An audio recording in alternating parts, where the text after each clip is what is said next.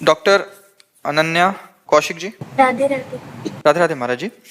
पूज्य महाराज जी, क्या श्री श्री गुरुदेव जी के श्री चरणों, चारों धाम मतलब सारे तीर्थ, अगर हम केवल अपने श्री गुरुदेव के ही दर्शन करना चाहें और अन्य कहीं भी ना जाएं, उन्हीं को भगवान मान के? थोड़ा इसमें एक बात समझना है कि कहीं जाने की बात नहीं, लेकिन अगर हम केवल गुरुदेव को पांच भौतिक शरीर मानते हैं तो अपराध बन सकता है।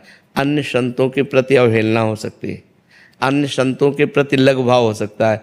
तो एक श्लोक हमको ये सिखाता है कि सब में गुरु का दर्शन करें। अखंड मंडलाकारम व्याप्तम एन चराचरम तत्पदम दर्शितम एन तस्मै श्री गुरुवे नमः। चर चर में, अखंड मंडल में मेरे गुरुदेव भगवान व्याप्त हैं। तो हम गंगा जी में गए तो गंगा जी भी मेरे गुरुदेव हैं।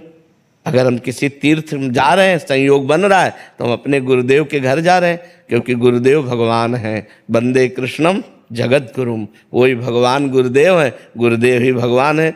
गुरुर ब्रह्मा गुरुर्विष्णु गुरुर्देव महेश्वरा, गुरु साक्षात परब्रह्म तस्मै श्री गुरुवे। हमें थोड़ा अपनी बुद्धि को विशाल बनाना होगा, नहीं तो जब लोग नहीं समझ पाते तो केवल अपने गुरुदेव की पूजा करते हैं और अन्य संतों की अवहेलना कर देते हैं, अन्य धर्मों की अवहेलना कर देते हैं, जिससे उनकी बुद्धि मंद पड़ जाती है और वो भगवान को नहीं समझ पाते हैं। गुरुदेव भगवान है, जब भगवान कण कण में है तो गुरुदेव भी कण कण में। अखंड मंडलाकारम व्याप्तम येन चराचरम। वैसे जिसकी अपने गुरु के प्रति ऐसी भावना हो गई कि मेरे गुरुदेव के चरणों में सब, तो फिर उसे किसी और तीर्थ अवगान की आवश्यकता नहीं है। गुरुदेव साक्षात परब्रह्म परमात्मा है। ऐसी भावना जिसकी बन गई वो सब कुछ प्राप्त कर लेता है। गुरु की चरण रज स्पर्श होते ही सारे पाप नष्ट हो जाते हैं।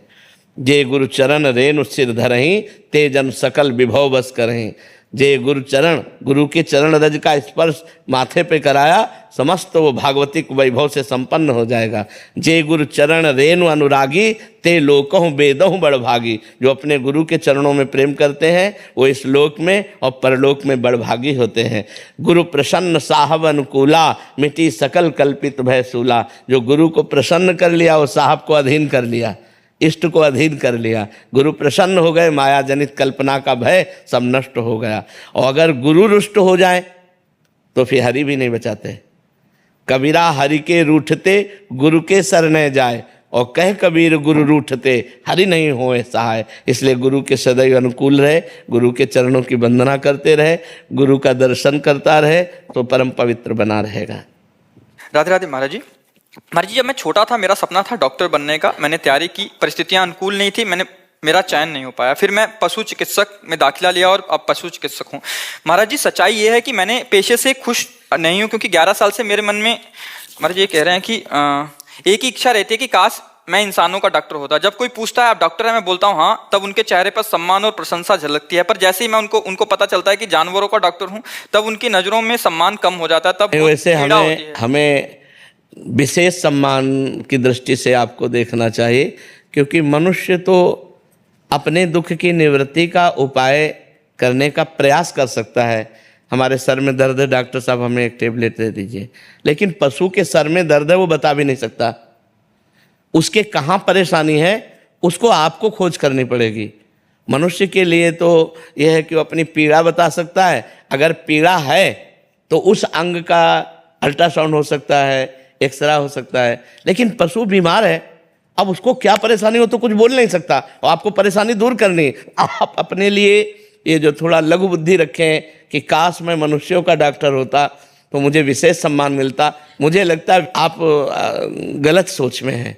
क्योंकि मनुष्य तो अपनी पीड़ा बता सकता है, मनुष्य के लिए बहुत सी सुविधाएं हैं, लेकिन वो बेचारा पशु, वो अपनी ना पीड़ा बता सकता है ना कोई व्यथा व्यक्त कर सकता है। आपको ढूंढना है कि आज पीड़ित है तो इसमें परेशानी क्या है।